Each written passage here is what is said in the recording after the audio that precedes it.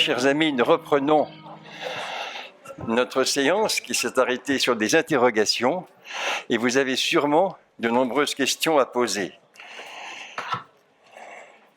Pour introduire le débat,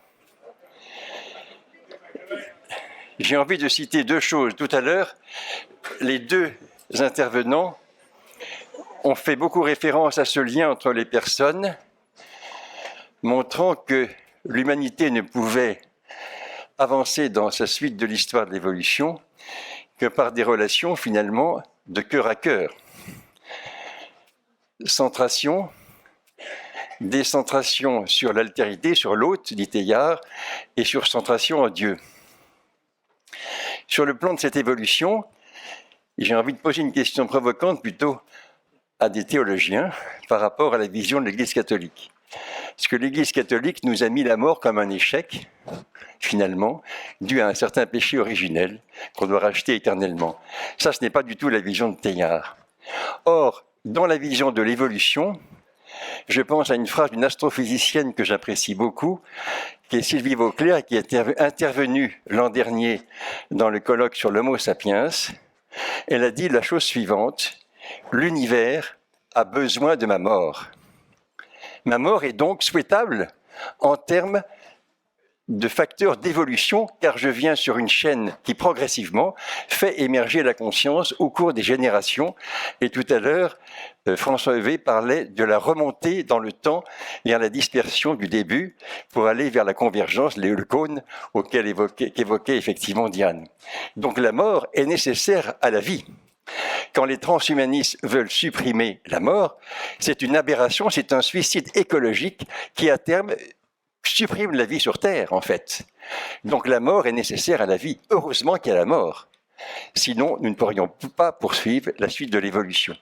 Sur ce point d'entrée, peut-être un peu provocateur, nous attendons vos questions sur la présentation. Voilà, une question ici, Chantal. Je peux répondre à la question ? Oui. J'ai provoqué l'Église. J'ai provoqué l'Église. Oui, on n'a que des questions. Non, mais sur la question de la mort et de la vie, il y a cette citation d'Évangile de Jean, chapitre 12, verset 24, si je ne me trompe pas. Si le grain tombé en terre ne meurt pas, il reste seul. S'il meurt, il porte beaucoup de fruits. Voilà. La condition d'accès à la vie, c'est par la mort. Ça, c'est l'Évangile, c'est pas. Alors, ensuite, évidemment, les textes de saint Paul sur le rapport entre le péché et la mort. Il faudrait voir ce qu'il entend par mort dans ce contexte-là. Mais il me paraît tout à fait clair. Enfin, je m'abrite éventuellement, s'il le fallait, sous le parapluie du Père Martelet, qui est bien large, que la mort, que bien sûr, la mort existe dans le processus, dans l'histoire de l'univers et enfin l'histoire du vivant depuis longtemps, et que effectivement c'est ce rapport à la mort, cette confrontation à la mort qui nous rend peut-être plus vivants, plus humains, et le transhumanisme, effectivement, comme vous l'avez très bien dit à l'instant, le transhumanisme devait prendre conscience en quoi cette vie indéfinie n'a aucun sens humain. Une vie qui se prolongerait indéfiniment, ça n'a aucun sens humain. Alors, ensuite, on dirait, mais alors la vie éternelle, qu'est-ce que c'est la vie éternelle ? Justement, ça n'est pas un temps indéfini. La vie éternelle, c'est une sorte de créativité permanente. Enfin, nous n'avons pas de représentation, de toute façon, de la vie éternelle. Mais c'est plutôt de l'ordre d'un jaillissement de nouveauté. Bon, enfin, il faut que quelque chose meure pour qu'on accède à cette vie-là. Je crois que c'est effectivement se débarrasser de toutes ces confusions et une sorte de... De toute façon, bon, il y aurait beaucoup à dire sur le péché originel et sur... Non pas sur la notion au sens sérieux du terme du péché originel, de ce que ça représente en termes d'expérience humaine, mais de ce qu'on en a fait au cours de l'histoire, et de cette valorisation du péché originel, de rédemption par la souffrance. Saint-Augustin. Machin-là.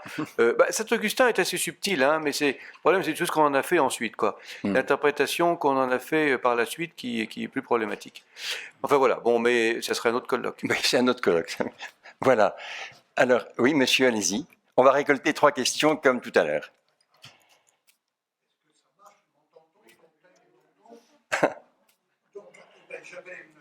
Non, on n'entend pas. On n'entend pas, là. Est-ce qu'il est éclairé ? Il n'est pas ouvert, je crois. Je vais essayer de parler Ah.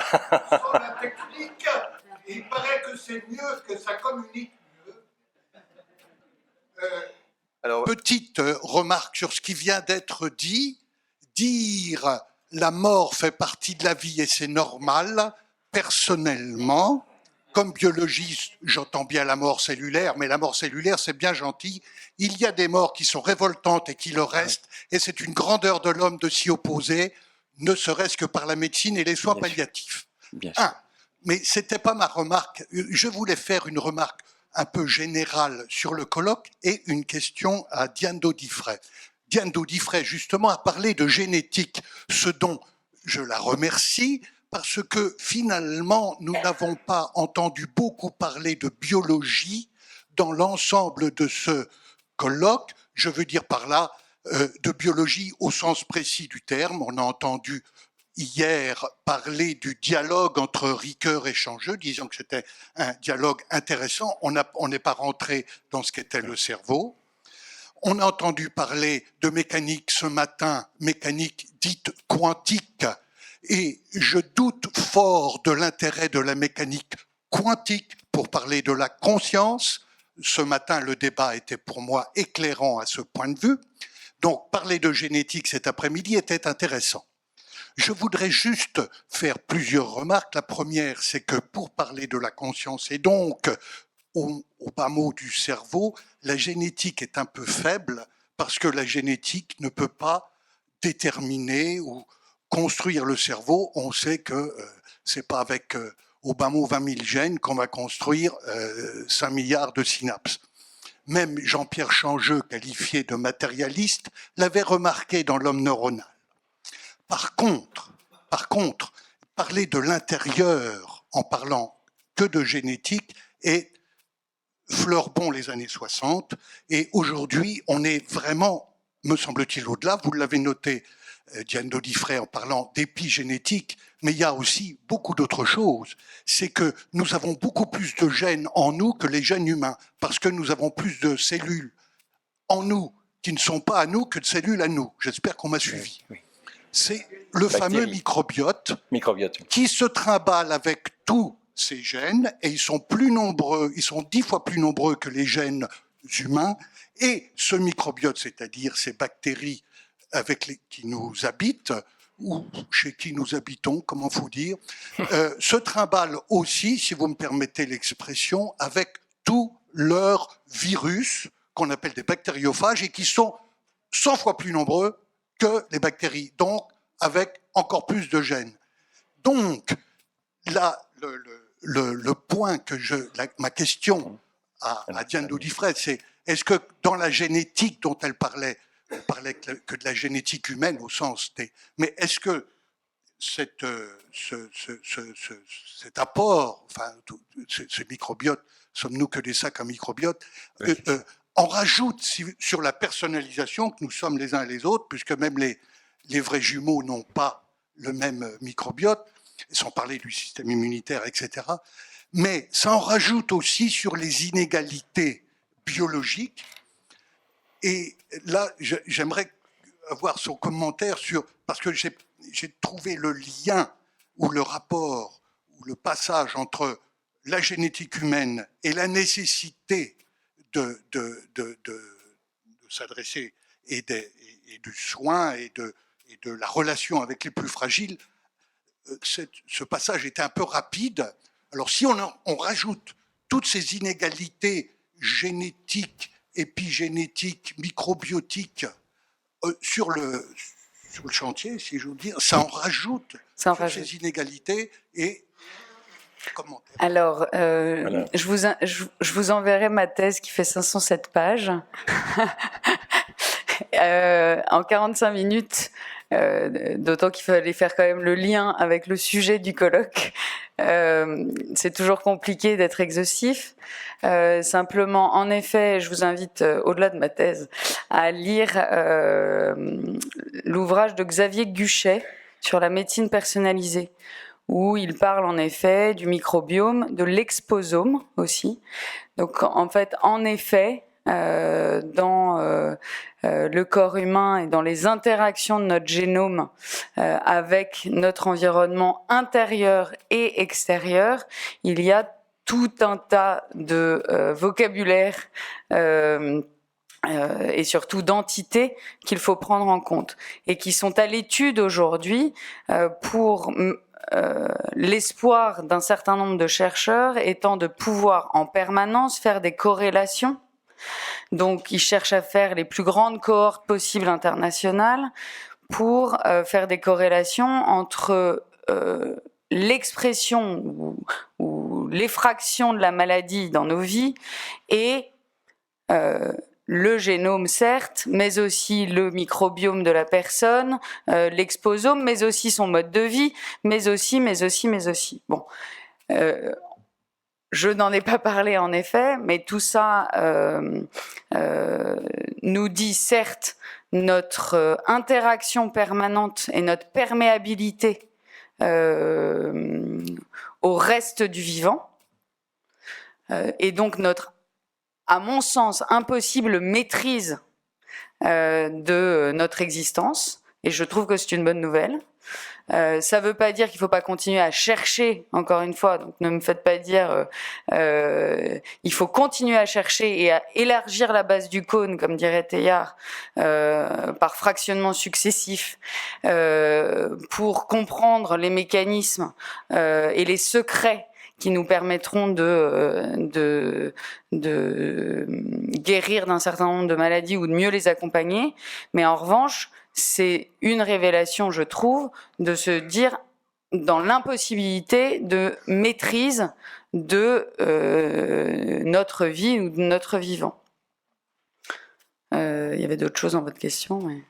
Mais je pense qu'elle est vaste et on n'a pas pris 3 questions. Non, et peut-être, mais François, sur le phénomène que nous sommes finalement un sac à... Je peux répondre à la première partie de la question de monsieur. Ah ben si tu veux. Parce qu'il y avait quand même une critique déguisée sur l'absence de biologistes dans ce colloque.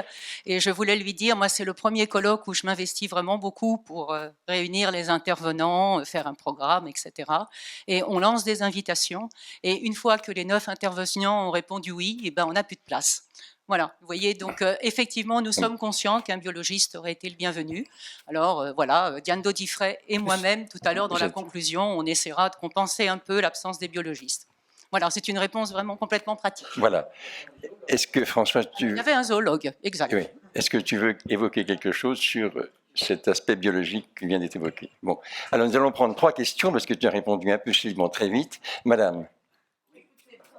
L'enfant meurt déjà quand il vient au monde pour naître à la vie, puisqu'il était dans le cocon de sa mère et sa mère pouvait, elle devait quand il vient à la vie, eh ben, il vient à la vie pour Dieu et pas pour nous, je ne sais pas si vous comprenez ce que je veux dire. Il y a un changement, peut-être parler de l'évolution de la naissance comme une mort à une première stade de vie qui débouche sur un début d'une nouvelle vie. C'est un effet de seuil de changement d'état.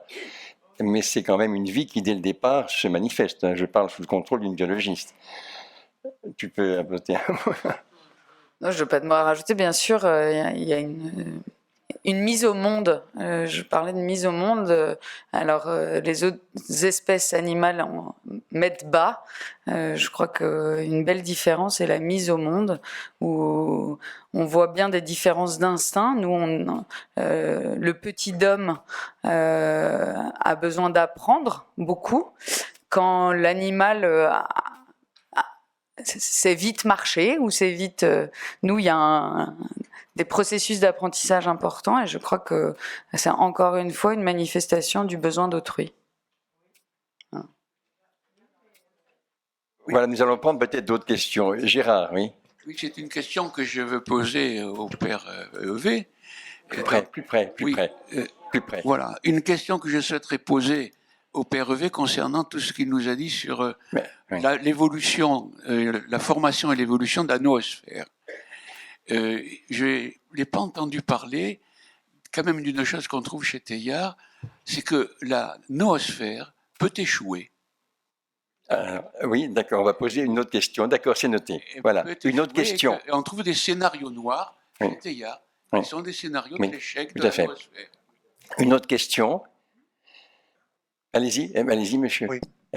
Ma question concerne la conscience cosmique.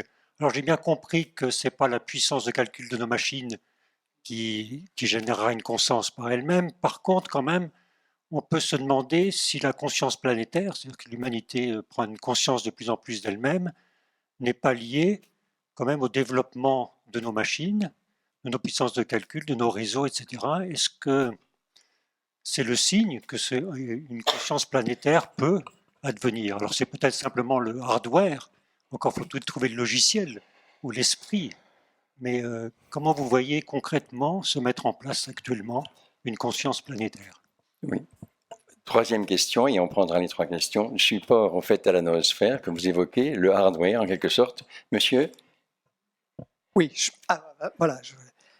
Oui, c'est pour revenir donc aux 2 conférences de cet après-midi.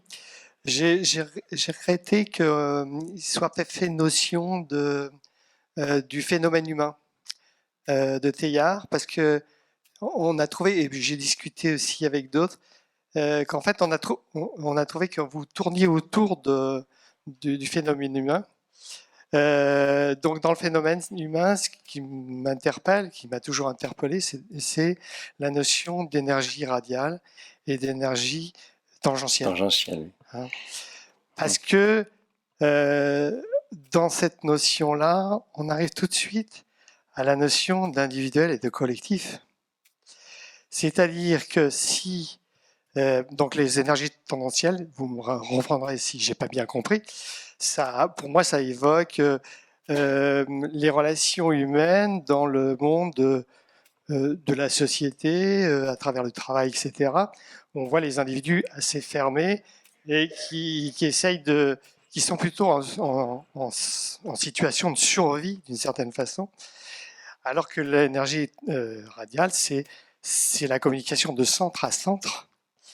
Et je pourrais faire aussi je pourrais aussi parler de Teilhard à la guerre, qui dit qu'en fait, dans la guerre, ce qu'il remarque, c'est qu'en fait, tous les codes sociaux sautent. Et donc, à ce moment-là, il y a une communication entre les êtres, entre les hommes, qui sont vraiment de cœur à cœur, et donc radiales. Voilà, donc la question, c'est voilà, est-ce que vous pourriez ramener ce que vous avez exposé au phénomène humain, voilà, de Teilhard. Donc, on a pris les 3 questions, donc énergie radiale, énergie tangentielle. Donc, sur le plan de la noosphère et son échec éventuel, est-ce que, François, vous avez peut-être quelque chose à dire? Oui, certes. C'est effectivement, oui, je suis passé un peu vite sur ce point-là, quand je parlais de force de dispersion et effectivement de régression. Et la citation par laquelle j'ai terminé mon propos, l'arrêt ou la réversion impossible. Alors, on dirait oui, impossible. Bon, est-ce impossible? C'est une question, je trouve, difficile chez Teilhard, parce qu'il y a d'un côté, j'allais dire, cette attente, cette espérance du salut, de la communion finale, de la réalisation du point oméga, et le sentiment que si c'est un processus qui est compris dans le vaste mouvement d'évolution, il ne peut pas s'arrêter, il ne peut pas échouer. Voilà. Et pourtant, il y a des possibilités du fait de la liberté. Hein. Ce que j'ai dit tout à l'heure, la fermeture sur soi de l'entité, de la monade pour reprendre son expression, est une possibilité. La centration sans décentration est une possibilité, puisque c'est laisser la liberté. Hein. La question de la grande option qui fait... Il y a quelque chose qui, à mon avis, ne peut pas être entièrement résolu. C'est-à-dire, soit vous admettez effectivement la possibilité d'un échec, d'une destruction de l'humanité, d'une chute complète, d'un échec complet du processus évolutif, bon, du fait de l'humanité choisissant de se suicider, si vous voulez, de s'anéantir, hein, possibilité physique. Mais Teilhard résiste à cela, au risque peut-être d'être pris dans une sorte d'automatisme où la liberté pourrait paraître minimisée. Vous voyez, c'est là où, je dirais, alors, ce qui va, je pense qu'il y a un acte de foi chez lui, c'est-à-dire que ce qui ultimement soutient la montée du processus évolutif vers le point oméga, c'est justement l'attraction du Christ, hein, attraction amoureuse. Mais comme à toute attraction amoureuse, elle repose sur la liberté. Hein. Il y a effectivement ce point d'attraction, encore une fois, qu'il ne faut pas voir comme une attraction, comme un champ gravitationnel, hein, dans lequel on n'a pas le choix. Hein. Si je saute de la fenêtre, je vais tomber dans la rue. Ce n'est pas une question de choix, que je le veuille ou non. Hein. C'est l'attraction gravitationnelle. Là, ce n'est pas une affaire d'attraction gravitationnelle, ça repose sur la liberté, et pourtant il y a cette attraction qui est très forte. Bon, ça reste effectivement, je le trouve, une question ouverte. Hein, il y a cette possibilité, je crois qu'il ne faut pas voir le processus évolutif comme étant une sorte de mécanique qui se déroule insensiblement et qui nécessairement arrive au terme. Il y a une possibilité d'échec. Voilà. Est-ce que tu veux intervenir? Un petit ajout, je crois qu'il y a une invitation de Teilhard à l'action. Et à la responsabilité de chacun. Il parle de la responsabilité pour l'humanité. Et c'est la citation que je vous donnais tout à l'heure. Le chrétien ou tout homme doit agir et agir beaucoup et agir avec autant de sérieux que l'ouvrier le plus convaincu de la terre. Et c'est entre les mains de chacun d'entre nous. Donc c'est notre liberté, en effet, vient de le dire François Heuvet. Mais si on n'agit pas, si chacun là d'entre nous n'agit pas, il y a de fortes chances que ça échoue.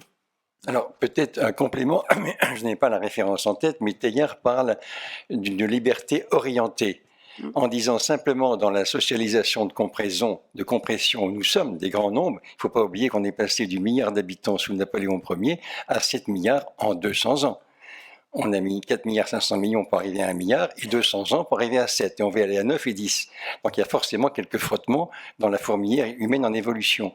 Mais ce que dit Teilhard, c'est que justement, par les grands nombres, nos libertés individuelles, j'allais dire égoïstes, qui peuvent s'exprimer, vont se confronter, alors peut-être violemment, bien sûr, et sûrement, mais progressivement, pour simplement une question de survie de l'espèce, c'est-à-dire un principe écologique, somme toute, une liberté collective va s'exprimer. Et si elle ne s'exprime pas, effectivement, il y aura destruction. Mais il parle de liberté orientée. Je ne sais pas si vous pouvez compléter ce que je dis, François. Non, oui, effectivement, oui. Mais c'est une question je n'ai pas la réponse, parce que la situation écologique, qui est aujourd'hui différente de celle qui était à l'époque de Teilhard, évidemment, qui pose d'autres questions. Hein, question en particulier la place du développement technique dans cette progression. Induit des réactions diverses. Récemment, un ouvrage d'un philosophe, Pierre-Henri, je crois, Castel, Le mal qui vient, est très significatif. C'est-à-dire, pour lui, inéluctablement, le phénomène de compression et les problèmes écologiques vont entraîner un égoïsme croissant de l'humanité. C'est-à-dire des conflits de plus en plus importants, et finalement, au lieu de que ça provoque une solidarité interhumaine croissante, ça aura l'effet inverse. Bon, c'est vraiment pas une position très teilhardienne, hein, ça c'est clair. Mais c'est une position, vous voyez, défendue et argumentée aujourd'hui, et qui repose sur des arguments assez plausibles. Hein. On voit bien qu'aujourd'hui, face aux menaces climatiques, etc., ça entraîne plutôt une tendance des pays à se replier sur eux-mêmes, plutôt qu'à il y a l'exception de la COP21, mais qui semble vraiment de plus en plus une exception, et donc entraîner plutôt des protections. Alors il y a des discours qui restent très, très généreux, mais enfin des pratiques qui le sont beaucoup moins. Donc, pour moi, on est vraiment dans une sorte de situation irrésolue. Alors, peut-être en faisant valoir l'argument qui rejoint ce que disait Diane à l'instant, c'est-à-dire de l'action. Finalement, Teilhard le dit à plusieurs reprises, finalement, si nous agissons, c'est que nous pensons que notre action a un sens. Et que c'est peut-être ça qui va l'emporter finalement. Hein, même si on constate des montées d'égoïsme, des murs qui se reconstruisent, etc., malgré tout, on peut présupposer, on peut faire l'hypothèse que il y a dans l'humanité une capacité d'action et un désir de rencontre et une solidarité de fond qui va finir par l'emporter qui va percer, comment dirais ça, qui va percer à travers le mur d'égoïsme qui se il y a une carapace d'égoïsme qui tend à se recomposer, mais il y a une force plus forte à l'intérieur et qui peut percer la carapace. Voilà, je pense que ce serait ça peut-être, si Teilhard était là, c'est peut-être ça qui nous dirait, me semble-t-il. Voilà. Et peut-on pas dire que justement, si on retient le principe écologique, c'est-à-dire qu'on forme un macro-écosystème global et que tout comportement prédateur, pour ainsi dire, a forcément un effet destructeur sur l'ensemble. Autrement dit, jusqu'à il y a un certain temps, vu la dispersion des gens, l'effet prédateur était localement consécutif, avec des conséquences locales, mais l'effet prédateur maintenant de quelques-uns devient suicidaire pour tout le monde. Autrement dit, c'est presque un principe écologique. Si nous voulons assurer une survie, c'est même plus une question de morale ou de bonne action, c'est que notre survie en dépend. Oui, bien sûr. Oui. Donc la question est écologique au sens intégral du terme. Alors attends, on va peut-être continuer. Excusez-moi de revenir sur une question de la série précédente concernant le petit homme. J'entends pas qui parle. Hein. Ah oui, c'est moi. Oui, pardon, oui. J'aime pas me lever, j'ai mal aux jambes. Concernant le petit homme, le lien avec la mère ne commence pas seulement à la naissance. Il y a tout un champ de recherche à l'heure actuelle, justement, enfin, et puis chaque mère peut peut-être l'avoir expérimenté, sur justement le lien, enfin les liens qui peuvent exister entre la mère et le petit homme qui grandit déjà dans son utérus, dans son intérieur, et quel est son niveau, qu'est-ce qu'on peut dire, qu'est-ce qu'on peut dire sur sa conscience qui s'éveille. Je pense qu'il y a un champ de recherche à l'heure actuelle là-dessus, important, d'autant plus avec la question de la GPA, qui est une question à prendre au sérieux, pas uniquement sur le champ moral, mais aussi que représente pour ce petit homme de changer de liens, de passer des liens qu'il avait à l'intérieur à de nouveaux liens sur l'extérieur. Voilà. Diane va vous répondre. Je vais tenter de répondre. Je ne suis pas sûre de rentrer dans les débats de société actuels, mais évidemment, et puis j'ai eu la joie de porter 3 enfants, donc évidemment, il y a un lien qui s'instaure très vite entre l'enfant qui grandit dans le sein de sa mère et la mère. C'est magnifique aussi de voir le rôle du père pendant la grossesse et l'importance même de l'inviter pendant la grossesse. Et j'en reviendrai là à la notion du tiers dans la relation. Et je crois que c'est très important. Alors Lévinas l'a magnifiquement décrit. Dans une relation à 2, il y a toujours un risque de fusion. Et entre le bébé et la mère, on a vu, vous avez peut-être été témoin d'une possible fusion entre l'enfant et la mère qui n'est pas bon ni pour l'un ni pour l'autre. Et introduire le tiers permet d'assurer une relation plus saine et peut-être un éveil des consciences un peu différents. Après, bien sûr, je pense fondamental ce lien et sur toutes les questions de GPA, il y a un enjeu évidemment crucial pour les enfants qu'il ne faut pas négliger. Bon, merci Diane. On n'a pas évoqué les questions suivantes sur la conscience cosmique et planétaire. Donc oui, alors je trouve que c'est et la place des machines dans cette considération-là. De fait, j'ai mis l'accent sur, peut-être aussi pas seulement répondre à la question sur l'énergie radiale et tangentielle, l'accent sur la relation interhumaine comme justement une relation de personne à personne, de cœur à cœur, hein, une relation interpersonnelle. La question qu'on pourrait se poser, c'est quelle est la place, y a-t-il quelle place donnée dans cette relation aux machines? Bon, prenons des exemples, justement les réseaux sociaux, la communication Internet, les types de relations que nous établissons par la médiation de machines. est-ce qu'elles répondent effectivement à cette demande d'énergie radiale et non pas d'énergie tangentielle? L'énergie tangentielle, c'est l'action de sujet à chose, personne sur chose. On peut se poser la question, c'est-à-dire, on voit bien, je prends l'exemple des réseaux sociaux, c'est que précisément, ils peuvent à la fois favoriser la relation entre les personnes ou ils peuvent au contraire faire obstacle. Vous voyez, il y a les deux. Parce que la conscience planétaire, c'est pas simplement l'Internet et toute la masse de données qui sont dessus, toute la masse de connaissances à travers Wikipédia ou d'autres sites équivalents.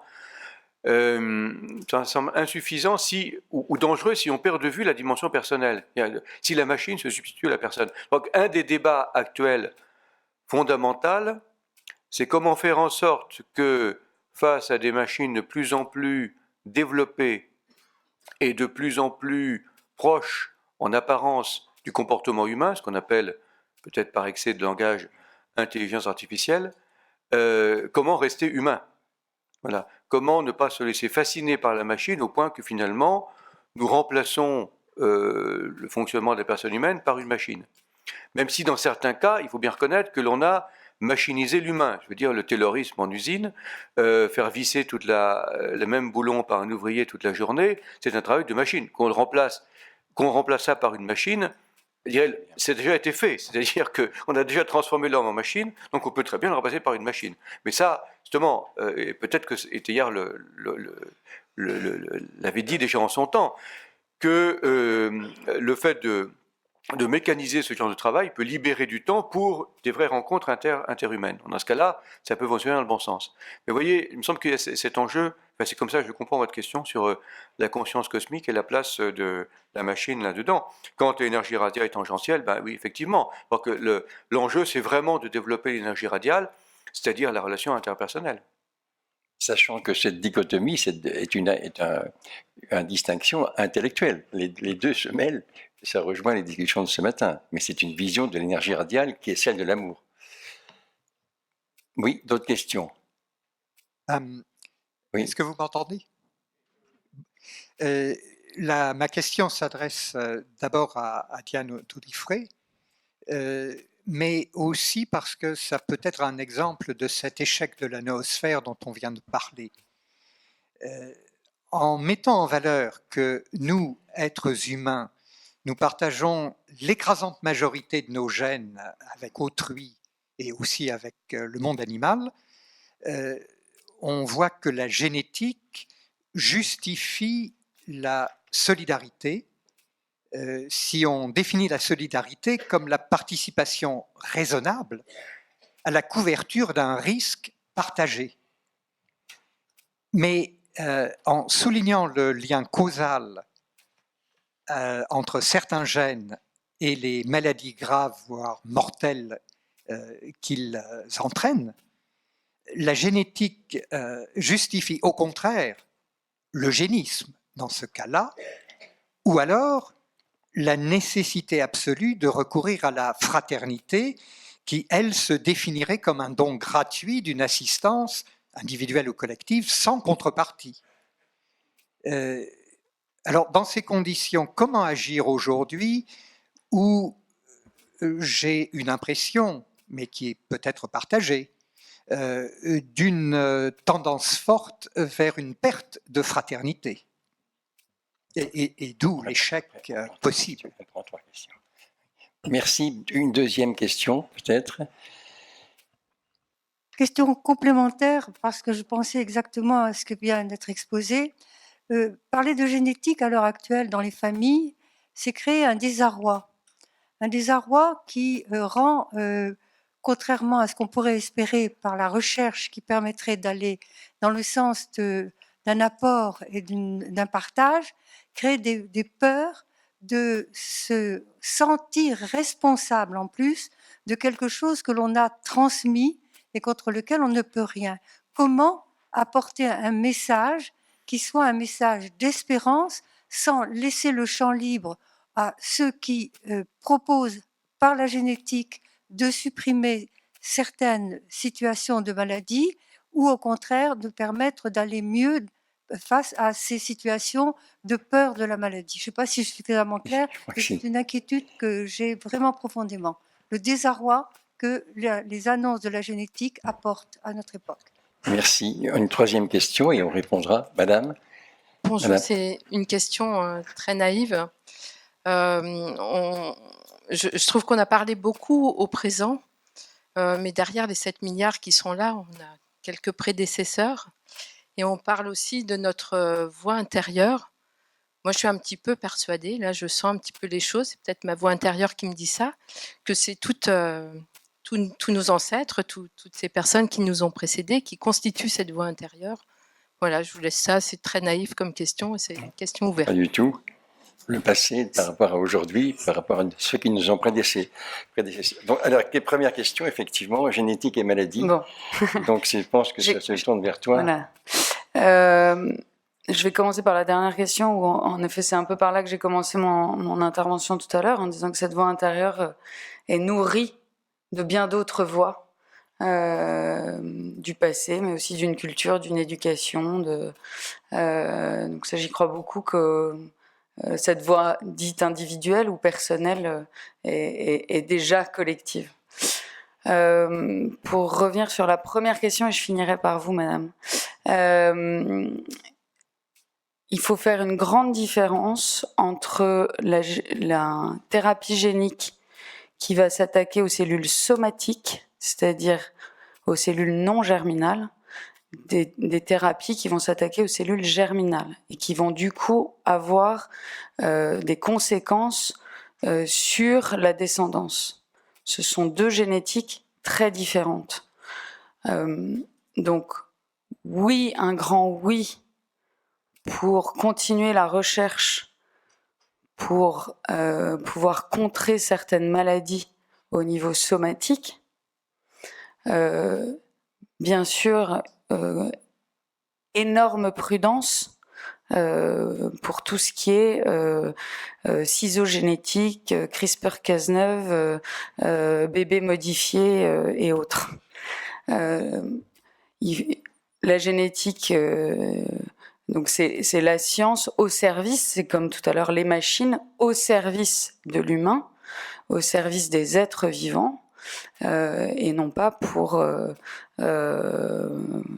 au service de l'eugénisme, bien entendu. Et le transhumanisme est en réalité le mot qui cache l'eugénisme la plupart du temps, dans l'histoire même du vocabulaire de ce mot. J'en reviens à la question sur les... Donc, pour finir avec votre question, monsieur, moi aussi, je trouve qu'il n'y a pas assez de fraternité, et j'ose espérer que parfois, même la science, et j'espère l'avoir un peu démontré tout à l'heure, nous invite, nous appelle, nous oblige presque à vivre cette fraternité qui est condition même de notre humanité, et non pas vers l'eugénisme, donc.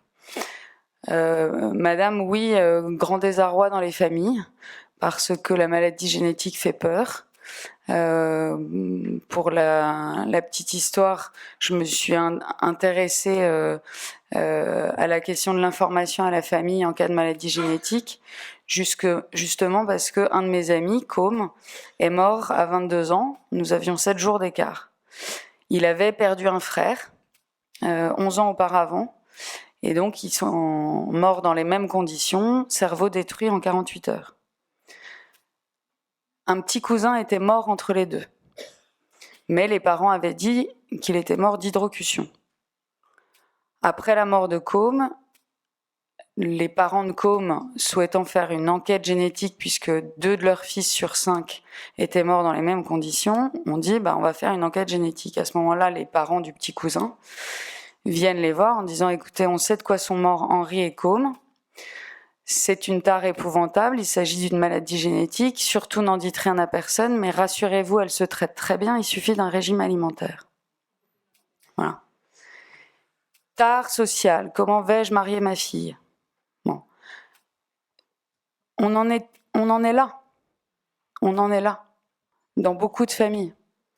La stigmatisation, la discrimination, la peur du regard d'autrui, même les professionnels avec qui j'ai travaillé sur cette question-là avaient l'impression d'être des oiseaux de mauvais augure quand ils annonçaient la présence d'une anomalie génétique. Or, on est tous bourrés de mutations génétiques. On en a tous en nous. Elles s'exprimeront, elles ne s'exprimeront pas. C'est pas parce que vous avez une prédisposition que la maladie va s'exprimer. Donc il y a tout un vocabulaire à reprendre. Et je vous assure que si vous allez sur le site de l'INSERM, c'est pas clair. Il y a une confusion absolument majeure entre tests génétiques diagnostiques, présymptomatiques. Tout est mis dans le prédictif. Or non, tout test n'est pas prédictif.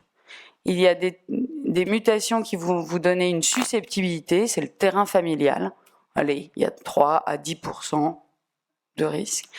Il y a des mutations qui vont vous donner une prédisposition très forte à 80%, et on le voit dans certains cancers du sein ou cancers de l'ovaire, BRCA1 ou BRCA2. Et il y a des maladies monogéniques dominantes où la présence de la mutation va entraîner l'expression de la maladie. Quand ça, on n'en sait rien. Mais si la personne vit jusqu'à un certain âge, qui est l'âge d'apparition de la maladie s'exprimera assez certainement, voilà, même certainement dans les maladies monogéniques dominantes. Voilà, toutes ces distinctions sont absolument indispensables à l'échelle du grand public pour faire baisser le niveau de peur et pouvoir retrouver un dialogue plus apaisé dans les familles. Et parfois, c'est l'occasion, en effet, de conflits familiaux, parce que aussi il y a des histoires d'héritage derrière. Mais ça peut aussi être l'occasion d'affirmer des liens et de nouvelles fraternités au sein des familles. C'est ce que j'espère. Merci Diane. Est-ce que François oui, voulait ajouter quelques réflexions me viennent à l'esprit, peut-être en rapprochant ces questions autour d'une idée que pourrait induire la génétique de déterminisme, c'est-à-dire est-ce que finalement notre destinée est déterminée par ceux qui nous précèdent.